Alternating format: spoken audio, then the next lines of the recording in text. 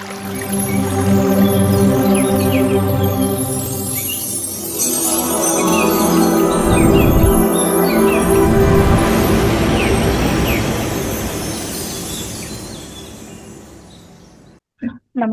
నమస్తే మాస్టర్స్. ముందుగా మనందరి జగద్గురువైన బ్రహ్మర్షి పితామహ పత్రిజీకి, వర్ణమాల మేడంకి, సెషన్‌లో పాల్గొన్న మాస్టర్స్‌కి, సెషన్‌ని నడిపిస్తున్న మాస్టర్స్‌కి, ఇతర మాధ్యమాల ద్వారా వీక్షిస్తున్న నా ఆత్మ బంధువులందరికీ ఆత్మ ప్రణామాలు. Thank you masters. నా పేరు ప్రతిభ. మాది బెంగుళూరు. నాకు ఈ ఆనాపానసతి మెడిటేషన్ 2019లో యూట్యూబ్‌లో గొల్లపల్లి సరోజ మేడం ద్వారా పరిచయం అన్నది. అప్పటినింకా నేను దీన్ని కొనసాగిస్తున్నాను మాస్టర్స్.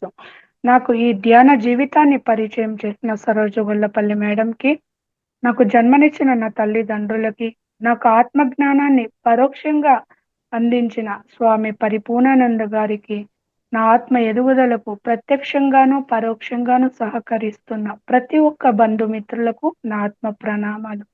Thank you masters.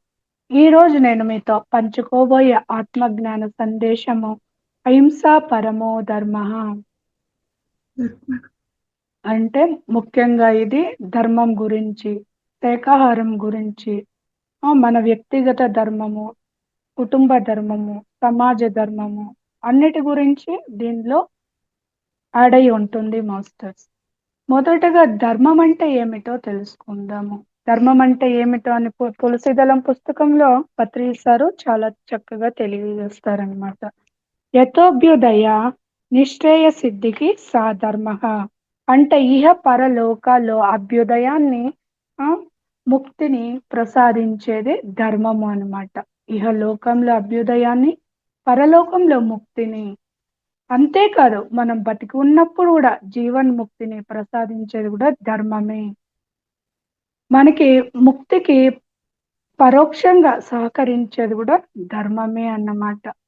ఆ ధర్మము మన జీవితంలో ఉంటే అక్కడ ఆనందం అనేది చోటు చేసుకుంటుంది.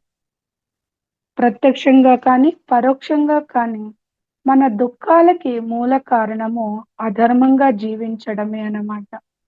ఎప్పుడైతే అన్ని ధర్మాల్లో కల్లా అహింసయే పరమో ధర్మ అని చెప్తారనమాట. అంతేకాదు భగవంతునికి ఇష్టమైన పుష్పాలు 8 రకాల పుష్పాలు అని చెప్తారు. మనం ఏమనుకుంటాము, చెట్లలో కనిపించే రకరకాల పుష్పాలు అనుకుంటాం. అది కాదు మాస్టర్. ప్రేమ, దయ, కరుణ, క్షమ, కృతజ్ఞత, తపస్సు అంటే ధ్యానము, ఆ, వీటి సహనము, ఇలాంటి పుష్పాలు, దానిలో ప్రథమ పుష్పము అహింస అని చెప్తారనమాట. కాబట్టి మన జీవితంలో ధర్మం అనేది పటిష్టంగా ఉండాలంటే కూడా ఆత్మజ్ఞానం కలిగి ఉండాలి.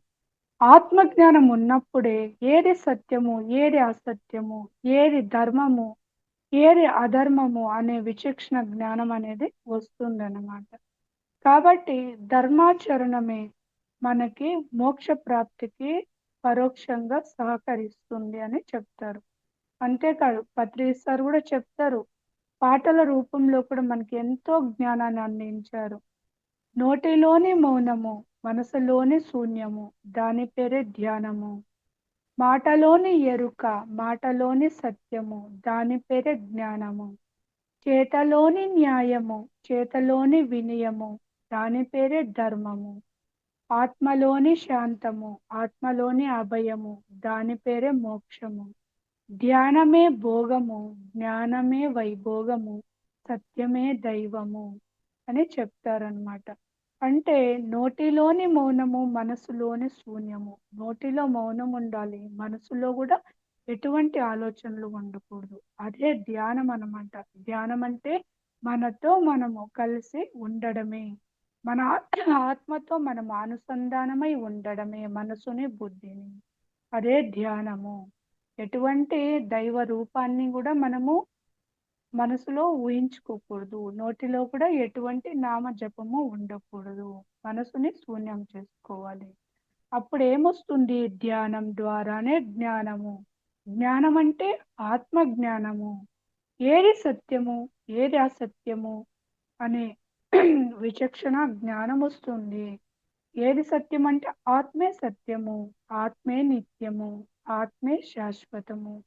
ఈ శరీరము అశాశ్వతము, కంటికి కనిపించే భౌతిక ప్రపంచము అశాశ్వతమని తెలుసుకోవాలి. తరువాత చేతలోని న్యాయము, చేతలోని వినయము. మన చేతల్లో న్యాయం ఉండాలి. మన సంపాదనలో కానీ అన్నిట్లో న్యాయం ఉండాలి. వినయము, మనం ఎదిగే కొద్దిగా వినయంతో ఉండాలి. ఆధ్యాత్మికంగా కానీ, భౌతిక జీవితంలో కానీ. ఎంత ఎదిగినా ఒదిగి ఉండాలి. అదే ధర్మం అన్నమాట. తరువాత ఆత్మలోని శాంతము, ఆత్మలోని అభయము. అప్పుడే మన ఆత్మలో కూడా శాంత స్థితి అనేది వస్తుంది. అభయ స్థితి అనేది వస్తుంది. ఎప్పుడైతే మనసు నిశ్చలమవుతుందో, శూన్యమవుతుందో, నిశ్చల స్థితికి వస్తుందో, ఎందుకంటే మన జీవితంలో ఆత్మ జ్ఞానము ఉన్నప్పుడు ధర్మంగా జీవిస్తాము. ధర్మంగా జీవించినప్పుడు అక్కడ పాపపుణ్యాలకు చోటు అనేది ఉండదు. అప్పుడే ఆత్మలో కూడా శాంతి స్థితి వస్తుంది, అభయ స్థితి వస్తుంది. అదే మోక్షం అన్నమాట.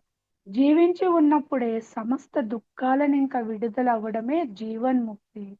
ముక్తి అన్నా, మోక్షం అన్నా, అపవర్గం అన్నా, నిశ్రేయస్సు అన్నా, నిర్వాణం అన్నా ఇదంతా కూడా పర్యాయ పదాలే అన్నమాట. ఎన్నో దుఃఖాలు ఉంటుంది మనకి శారీరకంగా, మానసికంగా, బుద్ధిపరంగా, ఆత్మపరంగా. అంటే శారీరకంగా అనారోగ్యాలు ఉంటుంది. మనసులో అశాంతి ఉంటుంది. బుద్ధిపరంగా కొన్ని రుగ్మతలు, బుద్ధి మాంద్యం ఉంటుంది. ఆత్మలో కూడా ఎన్నో భయాలుంటుంది. గత జన్మకు సంబంధించిన తాలూకాలు కూడా వెంటాడుతూ ఉంటుంది. వాటన్నిటిని ఇంకాను విడుదలవ్వడమే ముక్తి అన్నమాట. తర్వాత ఏది సత్యము? ఆత్మే సత్యము, ఆత్మే దైవము. ధ్యానం ద్వారానే భోగము. మనకేది కావాలనో, ఏది అవసరమో అది మన నిత్య జీవితంలో సమకూరుతూ ఉంటుంది. ధ్యానం చేసినప్పుడు, మన ఆత్మకు అనుసంధానమైనప్పుడు మన అంతరాత్మే చూసుకుంటుంది. మనకి ప్రాపంచికంగా కానీ, ఆధ్యాత్మికంగా కానీ ఏది అవసరమో అదే మనకి జీవితంలో ఎదురవుతూ ఉంటుంది. అది సంపద కావచ్చు, పరిస్థితులు కావచ్చు, జ్ఞానం కావచ్చు, ఇంకేదైనా కావచ్చు. జ్ఞానం ద్వారానే వైభోగంగా జీవిస్తాము. సత్యం బోధపడుతుంది. విచక్షణ జ్ఞానం వస్తుంది. మన పరిస్థితులకు మనమే కారణము. మన వాస్తవాలకి మనమే సృష్టికర్త.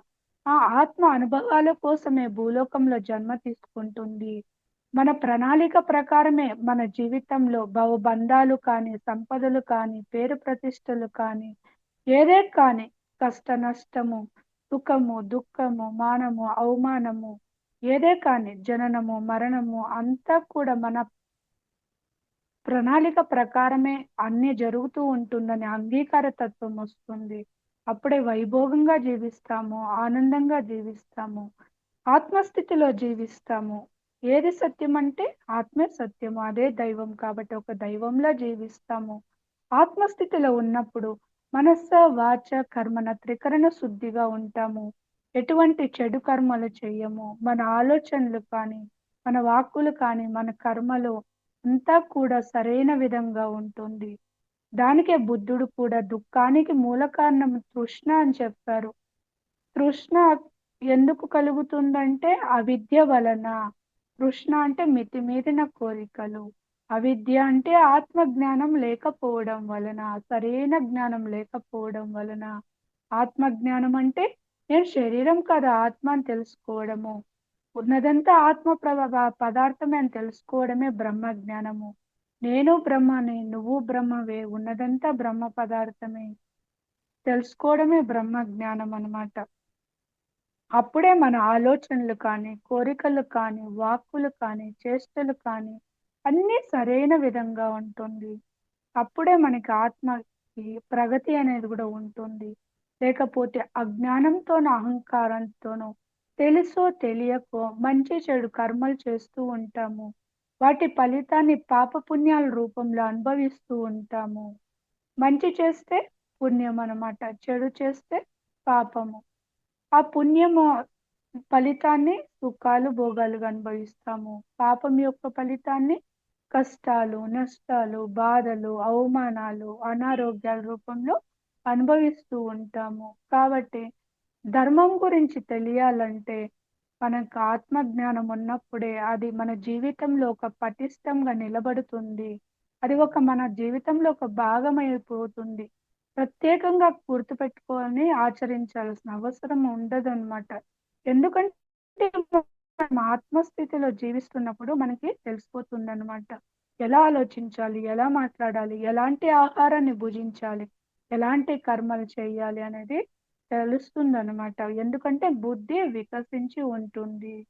బుద్ధి మనసుతో కూడి ఉంటే ప్రాపంచికత, ఆత్మతో కూడి ఉంటే ఆధ్యాత్మికత. కాబట్టి మనకి బుద్ధి, జ్ఞానం 2 అవసరము. దానికే ఆ ధ్యానం ద్వారానే జ్ఞానము, జ్ఞానం ద్వారానే ముక్తి అని చెప్పారనమాట. తరువాత జ్ఞానాగ్ని దగ్ధ కర్మాణం అని చెప్తారు. ధ్యానం ద్వారానే ఆత్మజ్ఞానం వచ్చినప్పుడే మన కర్మలంతా కూడా దగ్ధమైపోతుంది. మనకి జన్మ పరంపరలో ఎన్నో కర్మలు చేస్తూ ఉంటాము. దాంట్లో కూడా సంచిత కర్మలు, ప్రారబ్ధ కర్మలు, ఆగామి కర్మలు అని 3 రకాలుగా ఉంటుంది. ఆ జ్ఞానం అనే అగ్నిలో మన కర్మలంతా కూడా దగ్ధమైపోతుంది అని చెప్తారు. కాబట్టి అహింసా ధర్మమే ప్రథమ పుష్పం అని కూడా చెప్తారు అన్నమాట. ఇకపోతే మన పత్రి సార్ ఎన్నో పుస్తకాలు చదివి ఎంతో అనుభవ జ్ఞానంతో మనకి మన జీవన విధానం ఎలా ఉండాలి అని, ఎలా అంటే ఆహారాన్ని తీసుకోవాలి, మన ఆలోచనలు దృక్పథాలు ఎలా ఉండాలి, మన చేష్టలు ఎలా ఉండాలని ఎంతో స్పష్టంగా సరళంగా తెలియజేశారు. ప్రతి ఒక్కరికి అర్థమయ్యే విధంగా సత్యాన్ని స్పష్టంగా క్షుణ్ణంగా తెలియచేస్తారనమాట. ఎందుకంటే ఎంతో మంది గురువులు భూమి మీదకి వస్తూనే ఉంటారు. వాళ్ళంతా ఎందుకు వస్తారు? ఆత్మజ్ఞానాన్ని అందివ్వడానికే, ధర్మాన్ని ప్రతిష్టాపన చేయడానికే. ఎందుకంటే ప్రజలంతా కూడా ఏది సత్యము, ఏది అసత్యము అని తెలియకుండగా అశాశ్వతాన్ని సత్యం అనుకొని అధర్మంగా జీవిస్తూ, జీవహింస చేస్తూ, సరికాని ఆలోచనలు, వాక్కులు, కర్మలతో ఎంతో పాప కర్మాన్ని మూటగొట్టుకుంటూ ఉంటారు. అంతేకాదు వాళ్ళు చేసే అనాచారాల వల్ల అజ్ఞానంతో, అహంకారంతో, స్వార్థంతో ఇంకా ప్రకృతిలో కూడా ప్రకోపాలు తలెత్తుతూ ఉంటాయి. వరదలు, సునామీలు, భూకంపాలు, అగ్నిపర్వతాలు, ఇంకా వైరస్సులు, ఇంకా ఎంతో ఆర్థిక సంక్షోభాలు ఇవంతా కూడా తలెత్తుతూ ఉంటాయి అన్నమాట. ఎప్పుడైతే ధర్మం అణచబడి అధర్మం తాండవిస్తుంటుందో అలాంటి సమయంలోనే పరలోకాల్లో ఉన్న, పైలోకాల్లో ఉన్న ఉన్నతమైన ఆత్మల భూమి మీద ఆ సత్యాన్ని తెలియచేయడానికి ధర్మ ప్రతిష్టాపన కోసమే మళ్ళీ మళ్ళీ జన్మ తీసుకుంటూ ఉంటారు. లేకపోతే అవతరిస్తూ ఉంటారు. ప్రస్తుతమైతే మన పిఎస్ఎస్ఎం మూమెంట్ లో వాకిన్స్ రూపంలో కూడా వస్తూ ఉంటారు యోగులు, ఋషులు అంతా కూడా. ఎందుకంటే భూమి మీద ఆత్మజ్ఞానం లేనప్పుడే ఇలాంటి అనాచారాలు, జీవహింస అంతా కూడా జరుగుతూ ఉంటుంది. ఎప్పుడైతే సత్యం బోధపడుతుందో అప్పుడే ప్రజల్లో కూడా ఆ ఎరుక అనేది వస్తుంది. కాబట్టి వాటి కోసమే గురువులు అవతరిస్తూ ఉంటారు. దానికే భగవద్గీతలో కృష్ణుడు అదే చెప్తారు.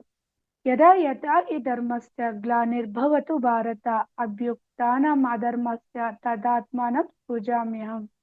తిరిగా పవిత్రానాయ సాధూనాం వినాశాయ చ దుష్కృతం ధర్మ సంస్థాపనార్థాయ సంభవామి యుగే యుగే.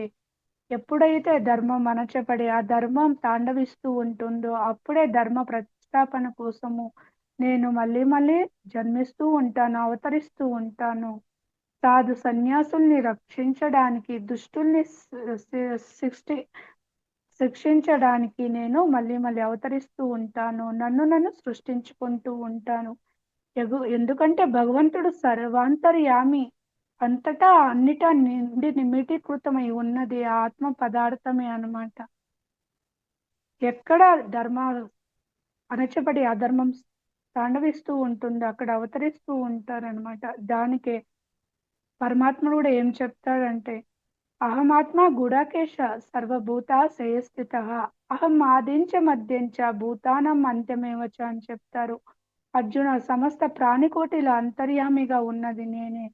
అంతేకాదు, సృష్టి ఆదిలోనూ నేనున్నాను, మధ్యంలోనూ నేను ఉన్నాను, అంత్యంలోనూ నేను ఉంటాను.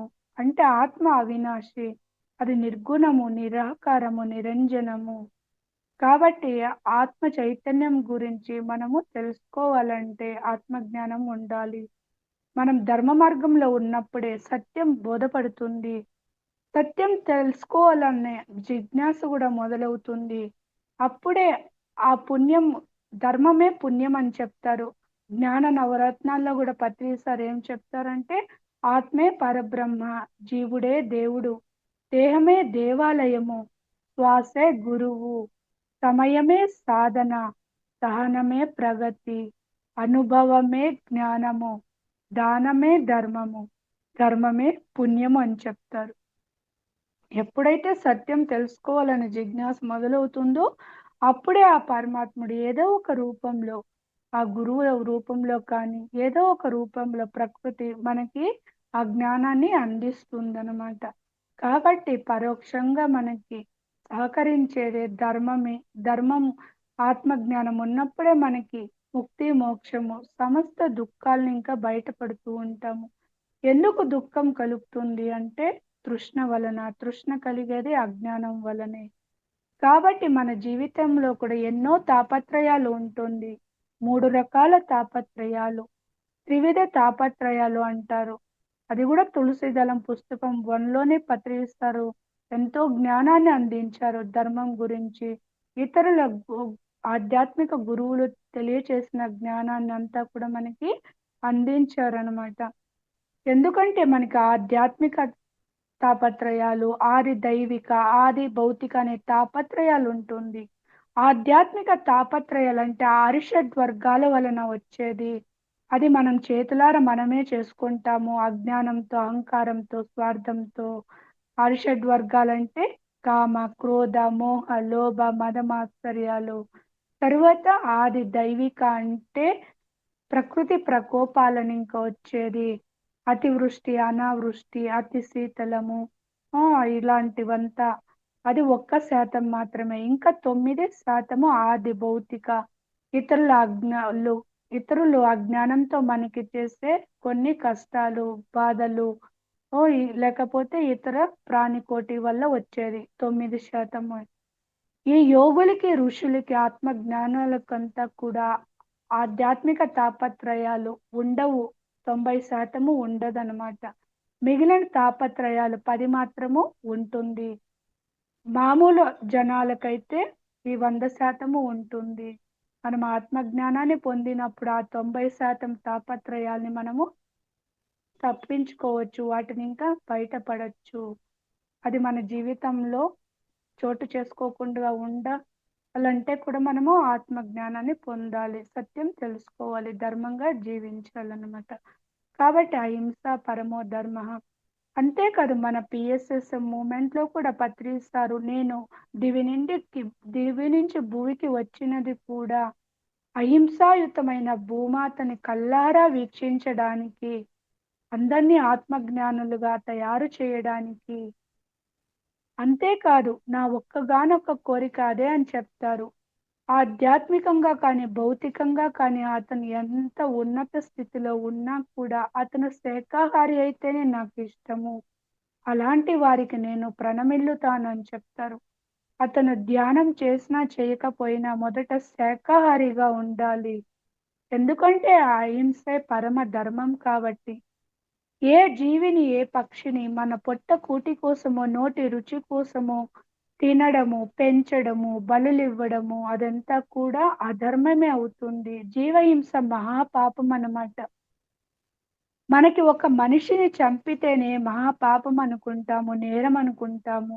కానీ భగవంతుని దృష్టిలో ఒక మూగ జీవిని చంపడమే మహాపాపం అన్నమాట. ఆ జీవుల యొక్క ఆర్తనాదాలు సృష్టిలోకి వెళ్ళిపోయి తిరిగా ప్రకృతి ప్రకోపాల రూపంలో మనమే వాటిని అనుభవించాల్సి వస్తుంది. అంతేకాదు వాటిని చంపి వండుకొని తినడం వల్ల ఆ సరికాని ఆహారము అది మృతాహారం అవుతుంది, పాపాహారం అవుతుంది, విషాహారం అవుతుంది. అది దాన్ని చంపేటప్పుడు టిలో విషవాయువులు అనేది రిలీజ్ అవుతుంది. ఎందుకంటే ప్రాణి పక్షులు ఆత్మస్థితిలో ఉంటుంది గాబట్టి, వాటికి సిక్స్త్ సెన్స్ అనేది పనిచేస్తూ ఉంటుంది. మనకు చంపడానికి వెళ్ళక ముందే అది పసిగడుతుంది. ఆ భయంతో కొన్ని వాయువుల్ని, హార్మోన్‌ని రిలీజ్ చేస్తుంది. అదంతా కూడా మాంసం అంతా కూడా పాయిజన్ అయిపోయుంటుంది. దాన్ని వండి తినుకుంటాం మనం ఉప్పు, కారం, మసాలాలు వేసుకొని. అది జీర్ణమయ్యి మనం రక్తంలో చేరినప్పుడు అది అనారోగ్యాల రూపంలో తలెత్తుతూ ఉంటుంది. ఎందుకంటే పూర్వజన్మ కృతం పాపం వ్యాధి రూపేణ పీడ్యతే అంటారు. గత జన్మల్లో చేసిన చెడు కర్మల ఫలితాన్ని మనము మచ్చల రూపంలో, బ్లాక్స్ రూపంలో మన నాడీ మండలంలో పెట్టుకొని జన్మ తీసుకుంటాము. మన శరీరంలో ఎక్కడైతే నాడీ మండలంలో బ్లాక్స్ ఉంటుందో, దానికి దగ్గరగా ఉన్న భాగము శరీర అవయవం అనారోగ్యానికి గురవుతూ ఉంటుంది.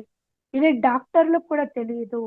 డాక్టర్లు ఇచ్చే ట్రీట్మెంట్ అంతా కూడా పైకి కనిపించే భౌతిక శరీరానికి మాత్రమే.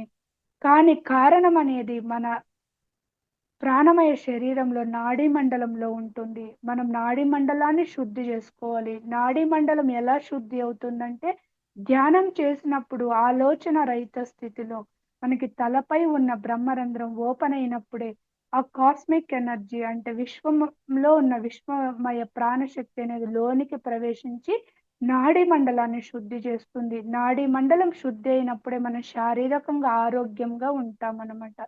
ఎందుకంటే ఈ ఆత్మకి 7 శరీరాలుంటుంది.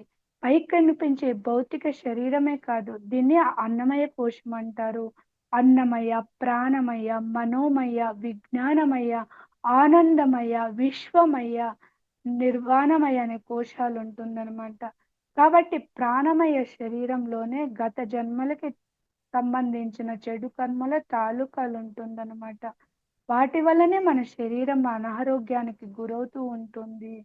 కాబట్టి ప్రాణమయ శరీరాన్ని మనము శుద్ధి చేసుకోవాలంటే అది విశ్వమయ ప్రాణశక్తి ఆవాహనం ద్వారానే.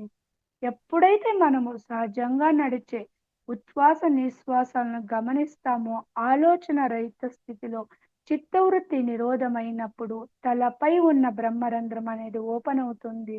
అది ఓపెన్ అయినప్పుడే మనకి విశ్వమయ ప్రాణశక్తి ఆ లోపలికి ప్రవేశించి నాడీ మండలాన్ని శుద్ధి చేస్తుంది. మన శరీరంలో దాదాపు 2,72,000 నాడులుంటాయి. పెద్దవి, చిన్నవి అన్నమాట. అదంతా కూడా శుద్ధి అయినప్పుడు ఆరోగ్యంగా ఉంటాము శారీరకంగా. ఇంకా సాధన కొనసాగిస్తూ పోతే మానసికంగా కూడా ప్రశాంతత లభిస్తుంది. తరువాత బుద్ధిలో కూడా సునిశితత్వం అనేది వస్తుంది. తరువాత షట్చక్రాలనేది కూడా ఉద్దీపనం చెందుతుంది. మనకి నాడీ మండలంలో కూడా షట్చక్రాలంటారు. అది మూలాధారము, స్వాదిష్టానము, మణిపూరకము, అనాహతము, విశుద్ధము, ఆజ్ఞా చక్రాలు వీటిని కుండలిని శక్తి అని కూడా అంటారు. ఇది ఉద్దీపనమవుతుంది. దీనిలో 6వ చక్రమైన ఆజ్ఞా చక్రము 2 కనుబొమ్మల మధ్య ఉంటుంది. అది ఉత్తేజితమైనప్పుడే మనకి జ్ఞానం అనేది అంకురిస్తుంది. అప్పుడే తెలుస్తుంది.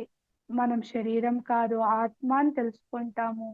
ఇంకా శారీర నాడీ మండలం శుద్ధి అయ్యేటప్పుడు కూడా మనకి శరీరంలో ఎన్నో అనుభవాలు. శరీరం తేలికవ్వడము, బరువు ఎక్కడము, ఇంకా విసుగు, చిరాకు, కోపం ఇదంతా కూడా తలెత్తుతుంది. అయినా కూడా సాధనని మనము ఆపకూడదనమాట. తరువాత జ్ఞానం అంకురిస్తుంది. దీనిలో కూడా దీన్నే తోడై అని, అంజన అని, గురుస్థానం అని, దివ్యచక్షు అని, జ్ఞానచక్షు అని అనేక పేర్లు అనమాట. అది అంకురించినప్పుడే నేను శరీరం కదా ఆత్మ అని తెలుసుకుంటాము. ఇంకా ఎన్నో ప్రదేశాల్ని, రంగుల్ని, దృశ్యాల్ని చూస్తాము. ఈ భూలోకమే కాదు సృష్టిలో కోటాను కోట్ల లోకాలున్నాయని తెలుస్తుంది. సూక్ష్మ ఈ శరీర యానం ద్వారానే మనకి అనుభవ జ్ఞానం అనేది వస్తుంది. నేను శరీరం కాదు ఆత్మ అని. ఎందుకంటే మన స్థూల శరీరానికి, సూక్ష్మ శరీరానికి మధ్య సిల్వర్ కార్డ్ అనేది ఉంటుంది. ఆ సిల్వర్ కార్డు సహాయంతో 80% సూక్ష్మ శరీరాది సముదాయము మనకి భూలోకమే కాదు ఎన్నో లోకాలకి ప్రయాణం చేస్తుందన్నమాట. అప్పుడే తెలుస్తుంది. అక్కడ ఇచ్చే గురువుల జ్ఞానాన్ని కూడా అందుకుంటాము. ఈ భూలోకమే కాదు ఎన్నో లోకాలున్నాయని తెలుస్తుంది. సృష్టిలో కోటాను కోట్ల లోకాలున్నాయని తెలుస్తుంది. ఇంకా ఆత్మకి చావు లేదని తెలుస్తుంది. ఎందుకంటే ఆ సూక్ష్మ శరీరానికి ఎటువంటి ప్రదేశాల్లోనైనా చొచ్చుకొని పోగలదు. దానికే చెప్తారు నయనం చిందంతి శస్త్రాణి నయనం దహతి పావకః న చైన క్లేదయంత్యాపో న శోషయతి మారుతః. అంటే ఆత్మ శస్త్రాలచే ఛేదింపబడదు, నీటిచే తడుపబడదు, అగ్నిచే దహింపబడదు, వాయువుచే శుష్కింపబడదు, ఎండకి ఎండదు. ఆత్మ అవినాశి, అది నిర్గుణము, నిరాకారము, నిరంజనము. ఇది ఆత్మ యొక్క తత్వం అన్నమాట. కాబట్టి ఎటువంటి ప్రదేశాలకైనా కూడా అది వెళ్ళి రాగలదు. అప్పుడే మనము తెలుసుకుంటాము. అనుభవ జ్ఞానం ద్వారానే, సూక్ష్మ శరీర యానం ద్వారానే సత్యం బోధపడుతుంది. నేను శరీరం కాదు ఆత్మ అని తెలుసుకుంటాము. ఉన్నదంతా ఆత్మ పదార్థమే అని తెలుసుకుంటాము అన్నమాట. సృష్టిలో కోటాను కోట్ల లోకాలున్నాయని తెలుస్తుందన్నమాట. అప్పుడే ఇంకా మనకి ధ్యానంలో కార్యకారణ సంబంధాలు తెలుసుకుంటాము. జన్మ పరంపర, కర్మ పరంపర అని తెలుస్తుంది.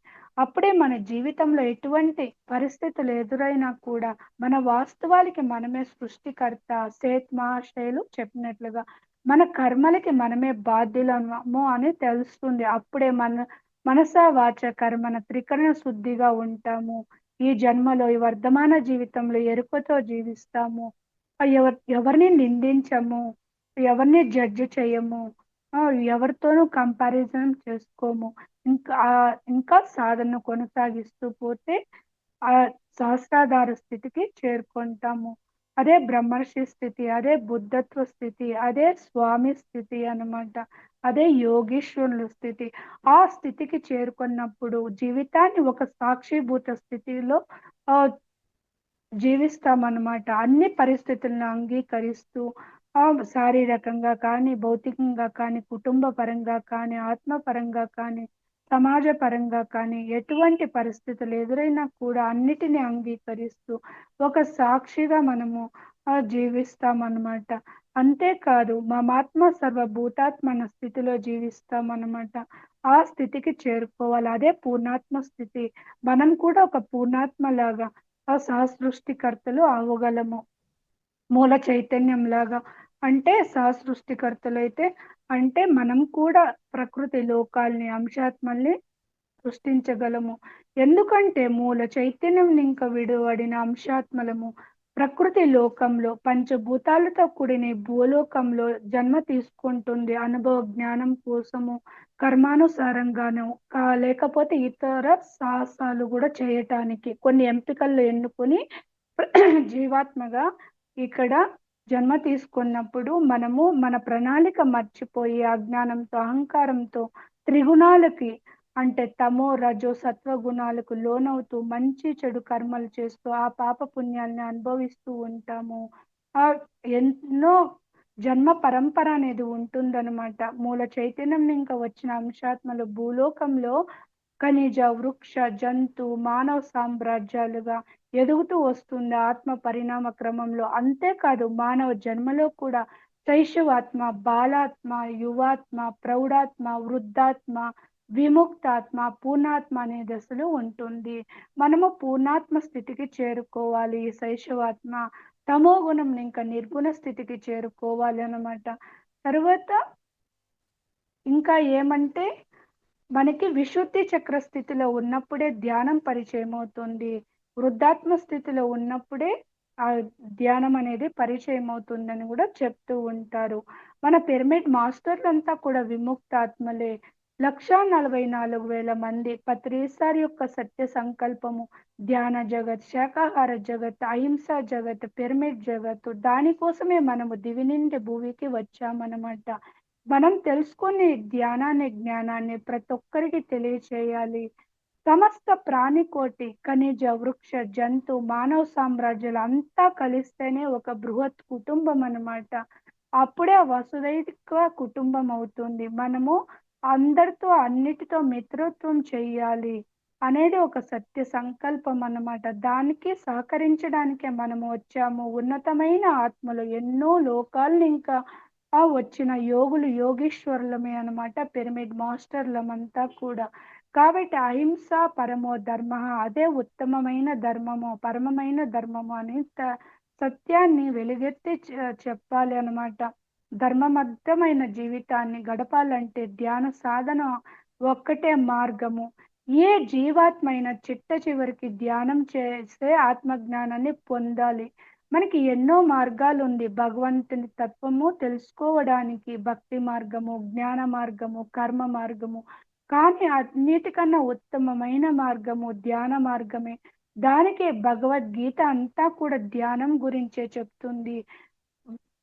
కృష్ణుడు అర్జునుడికి చెప్పేదంతా కూడా ధ్యానం గురించే. యోగి భవార్జున అంటారు. అంటే ఒక తపస్వి కన్నా హఠయోగ, ప్రాణయోగాలు చేస్తారు, ఉపవాసం ఉంటారు. భగవత్ ప్రాప్తి కోసమో, ముక్తి కోసమో, మోక్షం కోసమో, కోరికల కోసమో, లేకపోతే కర్మలు చేస్తూ ఉంటారు.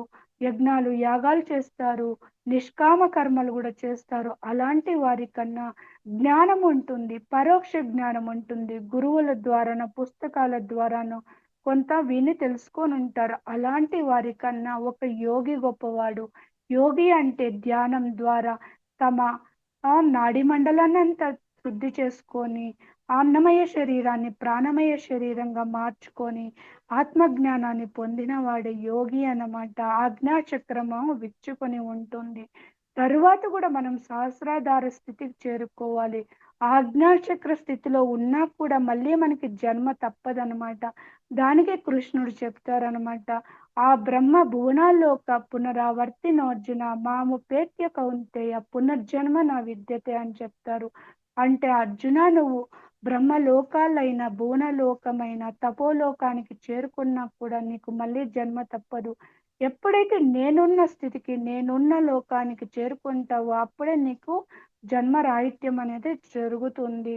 అంతేకాదు మనం తెలుసుకున్న ధ్యానాన్ని, జ్ఞానాన్ని కూడా ఇతరులకి తెలియచెప్పాలి. నేర్చుకున్నది అయిపోయినాక నేర్పించడానికి కూడా మళ్ళీ జన్మ తీసుకోవాల్సి వస్తుంది. అప్పుడే మనకి జన్మ రాహిత్య స్థితి అనేది జరుగుతుందన్నమాట. తరువాత పూర్ణాత్మ స్థితికి చేరుకోవాలన్నమాట. కాబట్టి జన్మ పరంపరలో మనం తెలిసో తెలియకుండా ఎన్నో తప్పులు చేస్తూ ఉంటాము. ఆహార, విహార అన్ని విషయాల్లోనూ. కాబట్టి అన్నిట్లో యుక్తంగా, మితంగా, హితంగా ఉండాలి. మంది మధ్య మార్గము, మంది సంసారంలోని నిర్వాణము. మనము ఏ సంసారాన్ని విడిచి ఆత్మజ్ఞానం కోసమో, లేకపోతే ధ్యానం కోసమో, గురువుల కోసమో, ఏ ఆశ్రమాలకో, హిమాలయాలకో, అడవులకో వెళ్ళాల్సిన అవసరం లేదు. సంసారంలోనే ఉంటూ మన ధ్యాన సాధన చేస్తూ సత్యాన్ని తెలుసుకోవాలి. ధర్మబద్ధంగా జీవించాలి. అప్పుడే మనం ఆనందంగా ఉంటాము. అదే ముక్తి, మోక్షము. వర్ధమాన స్థితిలో ఉంటాము. లేకపోతే గతాన్ని తలుసుకొని బాధపడుతూ భవిష్యత్తు గురించిన కొన్ని ఆలోచనలు, భయాలకు లోనవుతూ వర్ధమాన క్షణాన్ని కోల్పోతూ ఉంటాము. ఆనందంగా ఉండమన్నమాట. ఎప్పుడైతే సత్యం తెలుసుకుంటామో హాయిగా ఆనందంగా ఉంటాము. జరిగింది మన మంచికే, జరుగుతున్నది మన మంచికే, జరగబోయేది మన మంచికే అన్నమాట. ఆ స్థితిలో జీవించాలంటే కూడా ధర్మబద్ధంగానే ఉండాలి. కాబట్టి ఇంకా ఏం చెప్తారంటే, జీవహింస మహాపాపము. మన కోరికల కోసము ఆ మనము జంతు బలిలిస్తూ ఉంటాము. మూఢ విశ్వాసాలతో కూడా పూర్వీకులు చేశారని కొన్ని ఆచారాలు. ఏ దేవత బలి కోరుకోదు. తను సృష్టించిన తన బిడ్డల్ని కోరికల కోసము బలులిస్తూ ఉంటే ఏ దేవత కూడా తృప్తి పడదు, ఆనందించదు, కరుణించదు అన్నమాట. మన దుఃఖాలకి మూల కారణం మనం చేసే పనులే అన్నమాట. ఎందుకంటే ఒక తల్లికి నలుగురు బిడ్డలు ఉన్నప్పుడు ఒక బిడ్డని ఎవరైనా చంపినా, హింస పెట్టినా ఆ తల్లి ఎలా బాధపడుతుందో అదే విధంగా పరమాత్మని బిడ్డలమే అన్నమాట. ఖనిజ, వృక్ష, జంతు, మానవ సామ్రాజ్యాలంతా కూడా ఒక బిడ్డ ఇంకొక బిడ్డని అజ్ఞానంతో బలివ్వడం అనేది అజ్ఞానమే అవుతుందన్నమాట. మూఢత్వమే అవుతుంది. కాబట్టి అదంతా కూడా ఆపాలి. అదంతా కూడా సత్యం తెలుసుకున్న వాళ్ళే తెలియని వారికి తెలియచెప్పాలన్నమాట. అది కూడా ధర్మమే అన్నమాట. మనం ఈ శరీరాన్ని ఎందుకు తీసుకుంటాము? ఒకటి మన కర్మల్ని నివృత్తి చేసుకోవడానికి, లేకపోతే ఇంకా లోక కళ్యాణం కోసమో, సమాజం కోసమో, ఇంకా కొన్ని ప్రణాళికలు వేసుకొని తీసుకుంటాము. కాబట్టి ఈ శరీరము మన కోసము ప్లస్ ఇతరుల కోసం అన్నమాట. కాబట్టి దీన్ని శరీరము కలు ధర్మ సాధనం అని కూడా చెప్తూ ఉంటారు. కాబట్టి సత్యం తెలుసుకున్న వాళ్ళు తెలియచెప్పాలి. ఎవరైతే సత్యంతో, ధర్మంతో జీవిస్తూ ఉంటారో అటువంటి వారి దేహాన్ని కూడా ఉన్నతమైన లోకాల్లో ఉన్న ఆ పరమ ఆత్మలు ఒక వాహనంగా కూడా వాడుకుంటూ ఉంటుంది. అదే వాకిన్స్ రూపంలో మన పిఎస్ఎస్ఎం మూవ్‌మెంట్‌లో గూడా మనము వింటూ ఉంటామన్నమాట. కాబట్టి ఈ స వా స దేహము ఒక మంచి పని కోసము, లోక కళ్యాణం కోసము ఉపయోగపడాలంటే దీన్ని చక్కగా ఆరోగ్యంగా ఉంచుకోవాలి. సరికాని ఆహారాన్ని తీసుకోకూడదు. సరైన ఆహారాన్ని భుజించాలి. శాకాహారమే అమృతాహారము. మన దేహ నిర్మాణం కూడా శాకాహారానికి తగ్గట్లుగానే ఉంటుంది. అంటే జీర్ణ వ్యవస్థ కానీ, మన దంత వరుస కానీ, మన చేతు గోర్లు అంతా కూడా పులులు, సింహాలకైతే చేతిగోర్లు వాడిగా ఉంటుంది. దంతాలంతా గూడా కూరలుగా ఉంటుంది. డైజెస్టివ్ సిస్టమ్ అంతా గూడా చిన్నగా ఉంటుందనమాట. మన శరీర నిర్మాణం అంతా కూడా శాకాహారానికి తగ్గినట్లుగానే ఉంటుంది. మనం తీసుకునే ఆహారం కూడా యుక్తాహారం అయినా కూడా మితంగా, హితంగా తీసుకోవాలి. మన జీర్ణ వ్యవస్థ ఓకే. అర్ధ భాగమే ఆహారం తీసుకోవాలి. ఇంకా కాలభాగము 4 భాగాలుగా విభజిస్తే 2 భాగాలు ఆహారంతో నింపాలి. ఒక భాగము ఖాళీగా ఉంచాలి. ఒక భాగము నీళ్ళతో నింపాలి. అప్పుడే త్వరగా జీర్ణమవుతుందనమాట. మనం తీసుకునే ఆహారం 3 గంటల్లో జీర్ణమవ్వాలి. తేలికగా తీసుకోవాలి. ఉప్పు, కారం, మసాలాలు కూడా వేయకూడదు. కాయగూరలు గూడా ఒకదానితో ఒకటి కలిపి ఎక్కువ కాయగూరలు ఉడికించకూడదు. ఎందుకంటే భగవంతుని సృష్టిలో ప్రతి ఒక్క గింజకి, ఆకుకి, కాయకి, పండుకి, దుంపకి అన్నిటికి దాందే ఒక రుచి, రంగు, రుచి, వాసన అనేది ఉంటుంది. ఒక ఎనర్జీ శక్తి అనేది ఉంటుంది. దాన్ని యాజ్ ఇట్ ఈస్‌గా మనం ఆస్వాదించాలి. కాబట్టి ఆ రుచిని కోల్పోకూడదు. ఆ తత్వాన్ని కోల్పోకూడదు. కాబట్టి ఒకదానితో ఒకటి కలగలిపి గూడా వండకూడదు. ఎక్కువ ఉడికించకూడదు. అలాగని తక్కువ గూడా ఉడికించకూడదు. ఎక్కువ గూడా ఫ్రై చేయకూడదు. కాబట్టి తేలికగా వేసుకొని ఉడికించుకోవాలి. ఉప్పు, కారం, మసాలాలంతా కూడా. అదే సరైన విధానం అన్నమాట. తరువాత విహారము మనసుకు సంబంధించినది. ఏది చూడాలి, ఏది చూడకూడదు అది గూడా మనకి ఆ విచక్షణ జ్ఞానం ఉండాలి. ఎందుకంటే ఇంద్రియాల ద్వారా పంచ జ్ఞానేంద్రియాలు, కర్మేంద్రియాలతోనే మనము ఎన్నో పనులు చేస్తూ ఉంటాం. ఎన్నో చూస్తూ ఉంటాం. ఎన్నో వింటూ ఉంటాము. అది గూడా ఏది చూడాలి, ఏది చూడకూడదు, ఏది వినాలి, ఏది వినకూడదు, ఏది మాట్లాడాలి, ఏది మాట్లాడకూడదు, ఎలాంటి కర్మలు చేయాలి, ఏది చేయకూడదు అనే విచక్షణ జ్ఞానం కూడా ఉండాలనమాట. అదే విహారం అనమాట. ఇంకా స్వప్న, నిద్ర అది గూడా మనది గూడా సంసారంలోనే నిర్వాణము. తరువాత మనం శరీరాన్ని ధరించాము కాబట్టి ఈ శరీరానికి కూడా కొంచెము రెస్ట్ అనేది అవసరము. నిద్ర అనేది అవసరము. కాబట్టి అది గూడా చక్కగా ఉండాలి మన జీవితంలో. సరైన విధంగా ఉండాలి. యుక్తంగా, మితంగా. ఇంకా అవబోధ. చేష్టలంటే కర్మలు. మంచి కర్మలే చెయ్యాలి. జీవహింస చేయకూడదు. అధర్మంగా జీవించకూడదు. మన జీవనోపాయం కోసము అధర్మంగా సంపాదిస్తూ, ఇతరుల్ని మోసం చేస్తూ, దొంగతనాలు చేస్తూ, ఇంకా ఆర్థిక సంపాదన కోసము చేపల చెరువులని, రొయ్యల చెరువులని, కోళ్ళ ఫారాలని ఎన్నో చేస్తూ ఉంటాము. ఇంకా పట్టు పురుగులని, ఇంకా అయితే ఇప్పుడైతే తేనెటీగలను గూడా పెంచుతూ ఉంటారు. ఇంకా జంతువుల్ని చంపి వాటి చర్మాన్ని అంతా గూడా తీసి లెదర్ బ్యాగులని, పర్సులని, బెల్టులని ఇలా అంతా గూడా మనం తయారు చేస్తూ ఉంటాము. ఇదంతా గూడా పాపమే అవుతుంది. ఆ పాపంతో కూడిన సంపాదన మన జీవితంలో ఆనందాన్ని ఇవ్వదు అనమాట.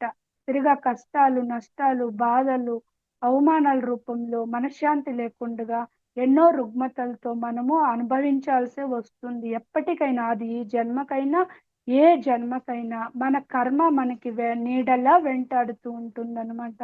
అదంతా కూడా సరికాని జీవన విధానం అనమాట. సరైన కర్మలే చెయ్యాలి. యుక్తంగా ఉండాలి అన్నిట్లో కూడా. ఎక్కడ అతి అనేది ఉండకూడదు. సర్వత్రా వర్జయతే అనే చెప్తారనమాట. ఎక్కడ బ్యాలెన్స్ కోల్పోకూడదన్నమాట. తరువాత అవబోధ అంటే ఎన్లైట్మెంట్ అన్నమాట. దివ్య జ్ఞాన ప్రకాశము, ఆత్మ జ్ఞానాన్ని పొందాలన్నమాట. అప్పుడే మనకి విచక్షణ జ్ఞానం వస్తుంది.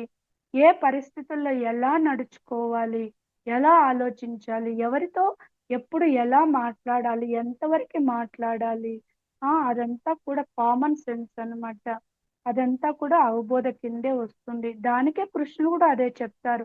యుక్తాహార విహారస్య యుక్త చేష్టస్య కర్మసు యుక్త స్వప్నావబోధస్య యోగో భవతి దుఃఖః అంటారు. ఇంకా కూడా జీవహింస మహాపాపము దాంట్లో 8 మందికి భాగాలని చెప్తారనమాట. మనుస్మృతిలో పరమాత్ముడు, పెంచేవాళ్ళు, అమ్మేవాళ్ళు, చంపేవాళ్ళు, డబ్బులిచ్చి కొనేవాళ్ళు, వండేవాళ్ళు, వడ్డించేవాళ్ళు, తినేవాళ్ళు, తినకపోయినా బలమొస్తుందని ప్రోత్సహిస్తూ ఉంటారు. డాక్టర్లు కానీ, తల్లిదండ్రులు కానీ, పెద్దలు కానీ, వాళ్ళకి కూడా పాపంలో భాగమే అని చెప్తారు 8 మందికి. తినకపోయినా వండి వడ్డించే వాళ్ళు. ఇంకా బర్త్‌డేలని, పెళ్లి రోజులని మనం పార్టీలు చేస్తూ ఉంటాము. చనిపోయిన తరువాత కూడా 11 రోజుకి కూడా నాన్ వెజ్జే పెడుతూ ఉంటారు. అదంతా కూడా మహాపాపమే. మన ఇంట్లో ఒక మంచి శుభకార్యం జరుగుతూ ఉన్నప్పుడు ఒక అశుభం చేస్తూ ఉంటాము.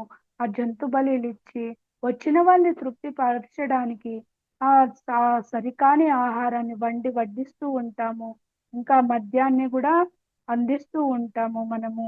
అదంతా కూడా పాపమే అవుతుందనమాట. ఒక మనిషి చనిపోతేనే 24 గంటల్లో దహనం చేసేస్తాము.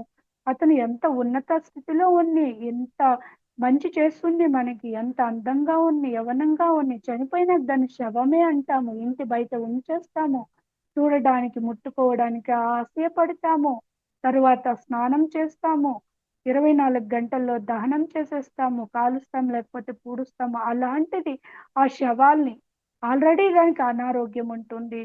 చంపేటప్పుడు భయంతో కొన్ని హార్మోన్‌లు రిలీజ్ చేసి విషపూరితమైంటుంది.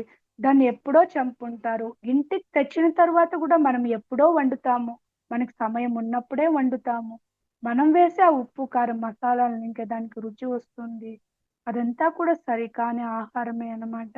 అంతేకాదు ఒక ఆల్రెడీ మన ఇంట్లో ఒక వ్యక్తి మరణించి ఉంటారు. దుఃఖంలో ఉంటాం. తిరగా 11 రోజుకి తిరగా ఎన్నో మూగజీవుల్ని చంపి, వండి వడ్డిస్తూ ఉంటాము. ఈ ప్రాణం అంటే ఎవరికైనా ప్రాణమే కదా! ప్రతి ప్రాణికి కూడా భూమి మీద స్వేచ్ఛగా బ్రతికే హక్కు ఉంది. ఒక జీవిని సృష్టించే హక్కు లేనప్పుడు చంపే హక్కు మనకు లేదు. మా చాలామంది ప్రశ్నిస్తూ ఉంటారు. కాయగూరలు, పండ్లు అంతా కూడా మనం కట్ చేస్తూ ఉంటాం కదా! వాటికి ప్రాణం లేదా అని. మనమంతా ఖనిజంని ఇంకా వృక్షం, వృక్షంని ఇంకా జంతువుని ఇంకా మానవ సామ్రాజ్యంలోకి వచ్చిన వాళ్ళం ఆత్మపరంగా ఎదుగుతూ వచ్చాము. భగవంతుడు ఆ పళ్ళు, ఫలాల్ని శాకాహారుల కోసమే సృష్టించాడు. ఆ పులులు, సింహాల కోసమే వాటిని కొన్ని సృష్టించారు. అంటే ఒక మనిషిని మృగంతో పోలుస్తారు. రాక్షసులతో పోలుస్తారంటే సరికాని జంతువులు, మృగాలు అనేది ఉన్నదే అని కూడా తెలియచెప్పడానికి రాక్షస గుణాలు ఎలా ఉంటుంది? మృగత్వం అంటే ఏమిటి అని తెలియజేయడానికి భగవంతుని సృష్టిలో ప్రతి ఒక్కటి జ్ఞానపరమైందే. దానికే దత్తాత్రేయ కూడా నాకు ప్రకృతిలో 24 మంది గురువులని చెప్తారు. ప్రతి ప్రాణిని ఇంకా మనం జ్ఞానాన్నే పొందాల్సి వస్తుంది. ఒక చీమని ఇంకా కానీ, పంచభూతాలను ఇంకా కానీ, మనం నేర్చుకోవాల్సిందే వస్తుందనమాట. భగవంతుని సృష్టిలో అజ్ఞానం అంటూ లేదు. ఏది సరికానిదంటూ లేదు అనమాట. ఆ కాయగూరలు, పండ్లు కోసినప్పుడు మళ్ళీ వస్తుంది. అది మనకి ఇవ్వడానికే ఉంటుంది. ఆ చెట్టు ఎదిగే కొద్దీ ఒదిగా ఉంటుంది అనమాట. చక్కగా పూలు, ఫలాలతో కిందికే ఒదిగి ఉంటుంది. కోస్తున్న కొద్దీ అది ఇస్తూనే ఉంటుంది. అది కూడా వాటిని కూడా మనము అనవసరంగా మనము కట్ చేయకూడదు. ఇక పుష్పాలంటే కూడా కాయగూరలు, పండ్లు అంటే మనకి ఆకలి వేసినప్పుడు ఆహారం కోసం వాటిని కోసుకోవడంలో తప్పు లేదు. ఆ పుష్పాల్ని కూడా తెంపకూడదు. ఆ పుష్పం గూడా ఎదుగుతుంది. ఆ పుష్పం గూడా తిరగా కాయగా, పండుగానే మారుతుంది. దానికి కూడా పరిణామం అనేది ఉంది. అంతేకాదు ఆ చెట్టుకి శోభ, ప్రకృతికి శోభ, దాన్నింకా వచ్చే సుగంధాలంతా కూడా ప్రకృతిలో ఉండే సరికాని వాయువులు, కార్బన్ డయాక్సైడ్, ఇతర వాయువులనంతా కూడా అది ఆ! ఇది చేస్తుంది. ఆ వాసనంతా మనకి రాకుండగా లతో వెదజల్లుతూ ఉంటుంది. మనకి మంచే చేస్తుంది. ఆ సుగంధాల ద్వారా మన మనసు కూడా హాయిగా, ఆనందంగా, ప్రశాంతంగా ఉంటుంది. ఆహ్లాదంగా ఉంటుంది. అంతే కదా! పుష్పాల్లో ఉండే తేనె ఆ చీమలకి, తేనెటీగలకంతా కూడా ఆహారము. కాబట్టి వాటినంతా కూడా కోసి, మాలలు వేసి, తోరణాలు కడుతూ ఉంటాము. ప్రకృతిని ధ్వంసం చేస్తూ ఉంటాము. అదంతా కూడా సరికాదు. అదంతా కూడా ప్రతిసారి గూడా తెలియచేస్తారనమాట. ఏది ఎంత అవసరమో వాటిని మనము ప్రకృతిని ఇంకా కూడా పొందాలి. అనవసరంగా ప్రకృతిని కూడా నాశనం చేయకూడదు. పంచభూతాలు, నదుల్ని అంతా కూడా పొల్యూట్ చేయకూడదు. ఫ్యాక్టరీలు ఇంకొచ్చే సరికాని నీళ్ళని అంతా కూడా మనము వదిలేస్తూ ఉంటాము. ఇదంతా కూడా మనము ఆత్మజ్ఞానం పొంది ఉన్నప్పుడే మనము ఎంతవరకు జీవించాలి. మానవునికి నిత్య జీవితంలో 3 పూట్ల ఆహారం కోసము ఆహ్, క కట్టుకోవడానికి ఒక 4 జతల బట్టల కోసమో, ఉండడానికి ఆవాసం కోసమో, ఎంతవరకి మనకు సంపాదన అవసరమో అంతవరకే మనం సంపాదన కోసము జీవించాలన్నమాట. అనవసరంగా మూగజీవుల్ని పెంచడము, లేకపోతే ఇతరులను మోసం చేయడము, ఇంకా అనవసరంగా మిద్దెలు, మేడలు ఆ భూమిని అనవసరంగా ఎంతో లోతుల్లోకి తవ్వేస్తూ ఉంటాము. ఎన్నో అంతస్తులు 20, 30 అంతస్తుల వరకు కట్టేస్తూ ఉంటాము. భూకంపాలొచ్చినప్పుడు కూలుతూ ఉంటుంది. ఎంతోమంది బలైపోతూ ఉంటారు. ఇదంతా అజ్ఞానంతో చేసే పనులు. కాబట్టి ఆత్మ జ్ఞానం వచ్చినప్పుడే మన జీవన భృతి కూడా సరైన విధంగా ఉంటుందనమాట. కాబట్టి సత్యం తెలియనప్పుడు మనము ఇతరులతో కంపారిజన్ చేస్తూ, మనము వాటి కోసమే సమయాన్ని అనవసరంగా కేటాయిస్తూ ఉంటాము. పరితపిస్తూ ఉంటాము. శరీరాన్ని కూడా మనము అనారోగ్యానికి గురి చేస్తూ ఉంటాము. కోరికలు మితిమీరుతూనే ఉంటుంది. వాటిని అనుభవించడానికి కూడా మన శరీరంలో కూడా ఆరోగ్యం ఉండాలి, ఆయుష్షు ఉండాలి కదా! ఏ శ్వాస ఎప్పుడు ఆగుతుందో మనకు తెలియదు. ఏ సమయంలో అయినా మన శ్వాస ఆగిపోవచ్చు. ఆహ్, స అది గర్భస్థ శిశువుగా కావచ్చు, భూమి పుట్టిన తరువాత కావచ్చు, బాల్యంలో కావచ్చు, యవ్వనంలో కావచ్చు, వృద్ధాప్యంలో కావచ్చు, ఎప్పుడైనా మనం శ్వాసని ఆగిపోతుంది. శరీరాన్ని విడిచిపెట్టాల్సిందే. మన ప్రణాళికలో ఆయుష్ గూడా ఎంతవరకు ఉంటుందో తెలియదు కదా! అనవసరంగా దీని కోసం వృధా ప్రయాస చేయడం గూడా తగదు అన్నమాట. కాబట్టి భ భగవంతుని సృష్టిలో అందరూ బిడ్డలమే కాబట్టి వాటిని చంపి బలులివ్వడం కూడా అనాచారము, అజ్ఞానము, అదంతా మూఢ విశ్వాసం అని తెలియచేయడానికి కూడా ఒక చిన్న కథ చెప్తాను మాస్టర్స్. బుద్ధుడు ఒకరోజు అలా వెళుతూ ఉంటాడు. చాలా ఎండగా ఉంటుంది. దాహమేస్తుందనమాట. అప్పుడు చుట్టూ చూస్తున్నప్పుడు ఒక చెట్టు కింద ఒక కుమ్మరివాడు మట్టి పాత్రలు తయారు చేస్తూ ఉంటాడు. అక్కడికి వెళితే నీరు దొరుకుతుందని అక్కడికి వెళ్లి అతన్ని అడుగుతాడనమాట. అప్పుడు అతన్నడిగితే అతను ఇస్తాడు నీళ్ళు తాగడానికి. తాగిన తరువాత కాసేపు విశ్రాంతి తీసుకుంటామని చెట్టు కింద కూర్చొని అలా ఒక క్షణము చుట్టూ ఉన్న పరిసరాల్ని కళ్ళతో వీక్షిస్తాడనమాట. అక్కడ దూరంగా ఒక మేకని చక్కగా ప పసుపు, కుంకుమ బొట్లు పెట్టి అలంకారం చేసి ఉంటారు. మెడలో ఒక హారం ఏసి ఉంచుంటారనమాట. అప్పుడు బుద్ధుడు ఆ కుమ్మరి వాడిని అడుగుతాడు. ఎందుకు అక్కడ ఆ మేకని అలా అలంకరించి పూలమాల వేసి అలా కట్టిపెట్టి ఉండారంటే, అప్పుడు ఆ కుమ్మరివాడు చెప్తాడు, "ఈరోజు మా ఊరిలో అమ్మవారి జాతర. ఆహ్, ఆ మేకని బలివ్వడానికి మేము అలా కట్టి ఉంచాము అలంకరించి" అని. ఎందుకు బలి ఇస్తారంటే, అమ్మవారు మా కోరికలనంతా తీరుస్తారు. దానికి కృతజ్ఞతగా మేకని బలిస్తాము. అమ్మవారు సంతోషిస్తారు అని చెప్తారనమాట. అప్పుడు వీళ్ళు ఇంత అజ్ఞానంలో ఉన్నారా అనేసి వీళ్ళకి ఎలాగైనా సత్యం బోధపడేట్లు చేయాలని తన చేతిలో అతను తాగడానికి ఇచ్చిన ఆ కుండని మట్టి పాత్రని పగలగొట్టేస్తారు. ఇంకా బాగుంటే మట్టి పాత్రను కూడా పగలగొడుతూ ఉంటాడు. అప్పుడు ఆ కుమ్మరి వాడు అడుగుతాడు, "ఎందుకు పాత్రలంతా పగలగొడుతున్నావు" అంటే, "నువ్వు నాకు తాగడానికి నీళ్ళిచ్చావు కదా! దానికే కృతజ్ఞతగా నేను కుండల్ని పగలగొడుతున్నాను. నువ్వు సంతోషిస్తావని" అంటాడు. ఆ! తాగడానికి నీళ్ళిస్తే కుండల్ని పగలగొడతావా? అది కృతజ్ఞత. నేను సంతోషిస్తానా? బాగుండే పాత్రలు పగలగొడితే నేనెందుకు సంతోషిస్తాను? ఇదెందుకు కృతజ్ఞత అవుతుంది అని అడిగినప్పుడు బుద్ధుడు చెప్తాడు, సమస్త ప్రాణికోటిని సృష్టించింది అమ్మవారే కదా! అన్నిట్లో అంతర్యామిగా ఉన్నది అమ్మవారే కదా! అందరూ అమ్మవారి బిడ్డలే కదా! మీ కోరికల కోసము ఆ మూగజీవుల్ని బలిస్తే అమ్మవారు ఎలా సంతోషిస్తారు? కోరికలు తీర్చారని తమ బిడ్డల్నే బలిస్తే ఏ తల్లి, ఏ దేవత సంతోషిస్తుంది? పైగా కృతజ్ఞత ఎలా అవుతుంది అని నిలదీసినప్పుడు అతనికి జ్ఞానోదయం అయ్యి ఆ మేకను విడిచిపెట్టేస్తారు. ఇక మీదట ఇలాంటి పనులు చేయమని గూడా చెప్తారనమాట. కాబట్టి ఇవంతా కూడా ఆపాలి మాస్టర్స్. ఎంతో బలులు జరుగుతూ ఉంటుంది దేవాలయాల దగ్గర, జాతరల్లో అంతా కూడా. కాబట్టి ప్రతి ఒక్కరూ ఆత్మజ్ఞానిగా మారాలి. అంతేకాదు మన పిరమిడ్ పార్టీ ఆఫ్ ఇండియా అని గూడా పత్రిస్తారు. తెలియచేశారనమాట. ఎందుకంటే ఆత్మజ్ఞానులే పరిపాలకులుగా మారాలి.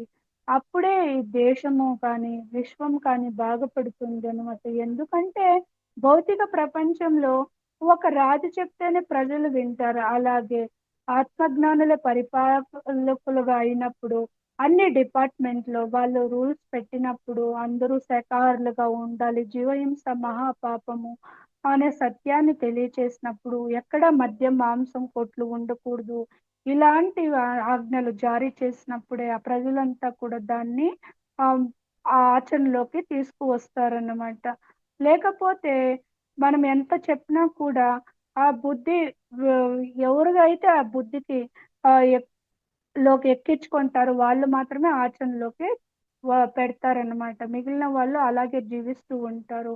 ఎందుకంటే ఆ సరికాని ఆహారాన్ని తీసుకుంటూ ఉన్నప్పుడు తమో రజోగుణాలకి లోనవుతూ ఉన్నప్పుడు ధర్మంగా జీవించలేము. ధర్మంగా జీవిస్తూ ఉన్నప్పుడే కదా మనము దుఃఖం ఇంకా విడుదలవ్వడానికి కూడా ఒక మార్గం అనేది ఒక్ ఆహ్, దొ దొరుకుతుంది. ఒక సద్గురువు అనేది జీవితంలోకి రావడానికి కూడా పరోక్షంగా ధర్మమే ఆ! మొదటి మెట్టు అన్నమాట. దానికే అహింస పరమో ధర్మః అని చెప్తారు. అది మన జీవితంలో పటిష్టంగా ఉండాలి. మళ్ళీ మనసు అజ్ఞానానికి, అహంకారానికి చోటు కాకూడదంటే ధ్యానం ఒక్కటే అన్నమాట. ధ్యానం సాధన ఉన్నప్పుడే మనకి నవవిధ ధర్మాలు చెప్పారు. అహింస ధర్మము, ధ్యాన ధర్మం ద్వారానే మొదట ధ్యాన ధర్మం ఉంటే అహింసా ధర్మము, కరుణా ధర్మము, మిత్ర ధర్మము, శాంత ధర్మము, ఆరోగ్య ధర్మము, స్వాధ్యాయ ధర్మము, వినయ ధర్మము, దాన ధర్మము అన్ని ధర్మాలు మనకి చోటు చేసుకుంటుంది జీవితంలో. సులభమైపోతుంది ఆచరించడానికనమాట. కాబట్టి అహింస పరమో ధర్మః అని చెప్పారనమాట. దానికే మోదీ గారు గాని, ద్రౌపది ముర్ము గారు గాని, యోగి వీళ్ళంతా వచ్చి రావడం వల్లనే శాకాహారం గురించి కూడా ప్రజల్లో కూడా అవేర్‌నెస్‌ని ఎరుకని తీసుకొస్తున్నారనమాట. ఇంకా యోగా డే అని. ఇప్పుడైతే మనకి యో వరల్డ్ మెడిటేషన్ డే అన్నది కూడా మనకి ఆహ్, హ్మ్, వచ్చిందనమాట. కాబట్టి ఆత్మజ్ఞానులే పరిపాలకులుగా మారాలి అన్నమాట. కాబట్టి ఒక యోగి గా మారినప్పుడే మన ఇల్లు కానీ, ఊరు కానీ, దేశం కానీ, ఆ రాష్ట్రం ప్రపంచం అంతా కూడా బాగుపడుతుంది. అప్పుడే భూమాత శాంతిస్తుంది. అప్పుడే సమస్త ప్రాణికోటి హాయిగా జీవిస్తారు. అందరూ ఆనందంగా జీవిస్తారు. అప్పుడే మన పత్రిసార్ యొక్క సత్య సంకల్పం కూడా నెరవేరుతుందనమాట. ఇంకా అయితే చిన్న పిల్లలకి చిన్నప్పుడే ధ్యానం నేర్పించాలి. తల్లులంతా మంచి వాళ్ళే. బలమొస్తుందని ఆ డాక్టర్లు మాదిరిగానే వాళ్ళకి గుడ్లు, ఇంకా నాన్ వెజ్ అంతా పెడుతూ ఉంటారు కొట్టి మరి. అది అజ్ఞానము. ఆ తల్లులంతా ఆ పనులు చేయకూడదు. ఆ డాక్టర్లు మ మనకి రోగమొచ్చేది పూర్వజన్మ కృతం పాపం వ్యాధి రూపేణ పీడ్యతే అంటారు. రోగానికి సంబంధించిన తాలూకాలు ప్రాణమయ శరీరంలో ఉంటుంది. డాక్టర్లిచ్చే మందులు, మాత్రలంతా అన్నమయ శరీరానికి, స్థూల శరీరానికే. కాబట్టి మన మూలాన్ని సరిచేసుకోవాలంటే ధ్యానం ద్వారానే మనకి విశ్వశక్తి అనేది ఆవాహనము జరుగుతుందనమాట. కాబట్టి ధ్యానం ద్వారానే శారీరక ఆరోగ్యము, మానసిక ప్రశాంతత, బుద్ధిలో సునిశ్చితత్వము, ఆర్థిక సంక్షేమము, సుమిత్ర ప్రాప్తి, ఆత్మ విజ్ఞానము, ముక్తి, పరిముక్తి, మహాపరిముక్తి అనేవి జరుగుతుంది. దానికే ధ్యానం ద్వారానే ధ్యానము, సాధన, ధర్మాచరణ 2 ఉండాలి. అది లేకపోతే కూడా మనం అదుపు తప్పుతాం మాస్టర్స్. ఎందుకంటే రావణాసురుడు ధ్యానం చేశాడు. ధర్మాచరణ లేదు. చివరికి అజ్ఞానంతో, అహంకారంతో, స్వార్థంతో కొట్టుమిట్టాడుతూ చివరికి తన్ను తానే కోల్పోయాడు. రాముని చేతిలో మరణించాడు. హిరణ్యకశిపుడు కానీ అందరూ ధ్యానం చేస్తారు. అష్టసిద్ధులు కానీ అన్నీ పొందుతారు. వరాల్ని పొందుతారు. తిరిగా అజ్ఞానంతో, అహంకారంతో ధర్మబద్ధంగా జీవించలేక తిరిగా వాళ్ళని నాశనం చేయడానికి, చంపడానికి తిరిగా పరమాత్ముడే అవతరిస్తూ ఉంటారనమాట. కాబట్టి అజ్ఞానం పోవాలంటే ధ్యానం ద్వారానే ఆ ఆత్మజ్ఞానాన్ని, బ్రహ్మజ్ఞానాన్ని పొందినప్పుడే మనము నిత్యము ఎరుకతో ఉంటామన్నమాట. కాబట్టి ఎవరి జీవితంలో ధ్యాన సాధన, ధర్మాచరణ ఉంటుందో వాళ్ళ జీవితంలో విజయము, మోక్ష ప్రాప్తి, నీతి అన్నీ ఉంటుంది. ప్రాపంచిక సంపద, ఐశ్వర్యం అన్నీ ఉంటుంది. ఆత్మ ప్రగతికి కావలసిన పరిస్థితులు కూడా చేకూరుతూ ఉంటుంది. దానికి ఎత్ర యోగేశ్వర కృష్ణ ఎత్ర పార్థో ధనుర్ధర తత్ర శ్రీ విజయోర్భూతి ధ్రువాని తిరుమ తిరుమమ అన్నారు. అర్జున, ఎవరి జీవితంలో అయితే ధ్యాన సాధన, ధర్మాచరణ ఉంటుందో వాళ్ళ జీవితంలో మోక్షము, విజయం అంటే మోక్ష ప్రాప్తి, ధర్మం అనేది కూడా పటిష్టంగా అనుష్ఠింపబడి ఉంటుంది. నీతి నియమం అనేది ఉంటుంది. ఐశ్వర్యము ఉంటుంది. ఆత్మపరంగా అష్టసిద్ధులు కూడా వస్తుంది. వాటిని కూడా దుర్వినియోగం చేయకూడదు. వ్యక్తిగతంగా స్వార్థానికో, కోరికల కోసము, లోక కళ్యాణం కోసం ఉపయోగించుకోవచ్చు. అష్టసిద్ధుల్ని కూడా అక్కడితో ఆగిపోకూడదు. ఎప్పుడు సాధన, స్వాధ్యాయము, సత్యం తెలిసిన వారు రచించిన ఆధ్యాత్మిక పుస్తకాలను చదవాలి. ఆ సజ్జన సాంగత్యం చేయాలి. సత్యం తెలిసిన వాళ్ళతో సాంగత్యం చేయాలి. దానికే ప్రాణాయామ, ప్రత్యాహార, నిత్యానిత్య వివేక విచార, జాప్య సమేత సమాధి విధానం, పురువవధానం, మహదవధానం అన్నారు. ఈ 3 మన నిత్య జీవితంలో సంతరించుకున్నప్పుడే త్రివిధ దుఃఖాలను ఇంకా మనము బయటపడుతామన్నమాట. కాబట్టి మన జన్మ పరంపర పునరపి జననం, పునరపి మరణం, పునరపి జనని జఠరే శయనం, ఇహ సంసారే బహుదుస్తారే కృపయా పారే పాహి మురారే అన్నారు. ఆ పునరపి జననం, పునరపి మరణము, ఆ చక్రం ఇంకా బయటపడాలంటే కూడా ఆత్మజ్ఞానము పొందాలి. ఆత్మజ్ఞానం పొందాలంటే కూడా దానికి పరోక్షంగా ధర్మమే మెట్టు, ప్రథమ మెట్టు అన్నమాట. కాబట్టి నాకు తెలిసిన ఈ జ్ఞానాన్ని ఆహ్, అంతేకాదు, పిల్లలకి బర్త్‌డే‌లో కేక్ కట్ చేస్తాం కదా! అది కూడా ఎగ్గేస్తుంటారు. ఎన్నో కుళ్ళిపోయిన కోడిగుడ్లంతా కూడా కొట్టి కోసేస్తుంటారు. ఆ కోడి గుడ్లు కూడా ఒక 3, 4 రోజుల వరకే బాగుంటుంది. అది తర్వాత చెడిపోతుంది. అసలు గుడ్డు మాంసాహారం కాదని కూడా చెప్తూ ఉంటారు. అది గుడ్డు నింటే కదా పిల్ల వస్తుంది. మన గర్భంలో ఉన్న పిండం ఎలాగో అదే విధంగా మనకి స్త్రీలకి ఎలాగా పీరియడ్స్ అవుతుందో అదే అనమాట ఆ ఎగ్గు. దాని నుంచే కదా పిల్ల వస్తుంది. కాబట్టి గుడ్డుతో కూడిన ఆ కేకులు గూడా కట్ చేయకూడదు. ఇంకా మష్రూమ్ వాడకూడదు. మష్రూమ్ అంటే అది ఫంగస్ అన్నమాట. అది కిరణజన్య సంయోగ క్రియ ద్వారా, సూర్యరశ్మి ద్వారా వచ్చేది కాదు. మనం నిల్వ ఉన్న పదార్థాల పైన బూజు ఎలా వస్తుందో అది అన్నమాట. తర్వాత గార్లిక్ వాడకూడదు. గార్లిక్ అనేది వెజిటబులే కాదు. అది శాకాహారులను గూడా మాంసాహారులుగా మార్చే తత్వం అనమాట. నెగెటివ్ ఎనర్జీ అనమాట. దాన్ని కూడా వాడకూడదు. ఇంకా నిల్వ ఉన్న పదార్థాలు వాడకూడదు. ఫ్రిడ్జ్‌లు, ఓవెన్‌లో పెట్టి కూడా తినకూడదు. ఎందుకంటే పోషకాలంతా పాడైపోయి ఉంటుంది. ఆహారం పాడవుతూ వస్తుంది. దాన్ని తినడం వల్ల తమో గుణాన్ని క్రియేట్ చేస్తుంది. దాన్నింకా సోమరితనం అనేది వస్తుందనమాట. అంతేకాదు, ఆ క్వాంటిటీ ఉంటుంది కానీ క్వాలిటీ ఉండకూడదు. మనం ఆత్మ పదార్థంలో మన ఆత్మకి రుచి కావాలి. అది క్వాలిటీ అన్నమాట. క్వాంటిటీ అనేది శరీరానికి, అన్నమయ శరీరానికి. దానికే పత్రిసార్ వడ్డించేటప్పుడు ఫస్ట్ కూర వడ్డించాలి. తరువాత అన్నం వడ్డించాలి అంటారు. తరువాత కూడా ఎక్ లైట్‌గా ఉప్పు, పసుపు, జీలకర్ర, ఇట్లా ఇంగువ ఇలాంటి వాటిని వేస్తూ ఉంటారనమాట. అధికంగా గూడా వేరే ఇతర పదార్థాలని కూడా యాడ్ చేయరు. ఈ సులభంగా డైజెస్ట్ అయిపోవాలి. తేలికగా ఉండాలి. అదే యుక్తాహారం అనమాట. మాంసాహారులు శాకాహారులుగా మారాలి. శాకాహారులు శ్వాసాహారులుగా మారాలి. భూమి మీద దాదాపు 10,000 మంది ఆహారాన్ని తీసుకోకుండా ఉన్నారు. మనం వారానికి ఒక్క రోజైనా ఉపవాసం ఉండాలి. అప్పుడే మన డైజెస్టివ్ సిస్టమ్ అంతా కూడా క్లీన్ అవుతుంది. ఆ తరువాత వారానికి ఒక్క రోజైనా మౌనంగా ఉండాలి. మనం తీసుకునే శక్తి అంతా కూడా ఆదా అవుతుంది. లేకపోతే సరికాని ఆలోచనలు, మాటలు మాట్లాడుతూ శక్తినంతా కూడా వృధా చేసుకుంటూ ఉంటాము. మనం తీసుకునే ఆహారానికి కూడా ఎనర్జీ ఎక్కువ కావాల్సి వస్తుంది చేయడానికి. అంతేకాదు మితంగా, హితంగా తిన్నప్పుడే మనకి భుక్తాయాసం రాదు. దానికే 3 పూటలు ఒక పూట తినేవాడు యోగి, 2 పూటలు తినేవాడు భోగి, 3 పూటలు తినేవాడు యోగి అని చెప్తారనమాట. కాబట్టి సరైన ఆహారం ఉన్నప్పుడు, సరైన జీవన విధానంలో జీవిస్తూ ఉన్నప్పుడే మనము చక్రం ఇంకా విముక్తి అవుతాము. ఆనందంగా జీవిస్తాము. మన ఆత్మని మనమే ఉద్ధరించుకోవాలి. అప్పో దీపో భవ. బి ఎ లైట్ అంటూ యువర్ సెల్ఫ్. భౌతికంగా ఎవరైనా మనకి సహాయం చేయవచ్చు. శారీరకంగా కానీ, ఆర్థిక పరంగా కానీ, మాట సాయం కానీ. అది గూడా ఎవరు ఎప్పుడు చేయలేరు. ఎవరు ఎప్పుడు మనతో ఉండలేరు. ఎవరిపైనైనా ఆధారపడితే అది పరాధీన బ్రతికే అవుతుంది. చీకటి బ్రతికే అవుతుంది. కాబట్టి ఉద్ధరేణ ఆత్మనాత్మానం ఆత్మానమవసాదయేత్. ఆత్మైవ ఆత్మనో బంధువు ఆత్మైవ రిపురాత్మనః అని చెప్తారు. నీ ఆత్మని నువ్వే ఉద్ధరించుకోవాలి. నీ ఆత్మకి నువ్వే బంధువు, నీ ఆత్మకి నువ్వే శత్రువు. నువ్వు సరికాని ఆహారాన్ని తీసుకుంటే, సరికాని కర్మలు చేస్తూ ఉంటే, ఆ పాప కర్మని అనుభవించడానికి మళ్ళీ మళ్ళీ జన్మలు తీసుకోవలసి వస్తుంది.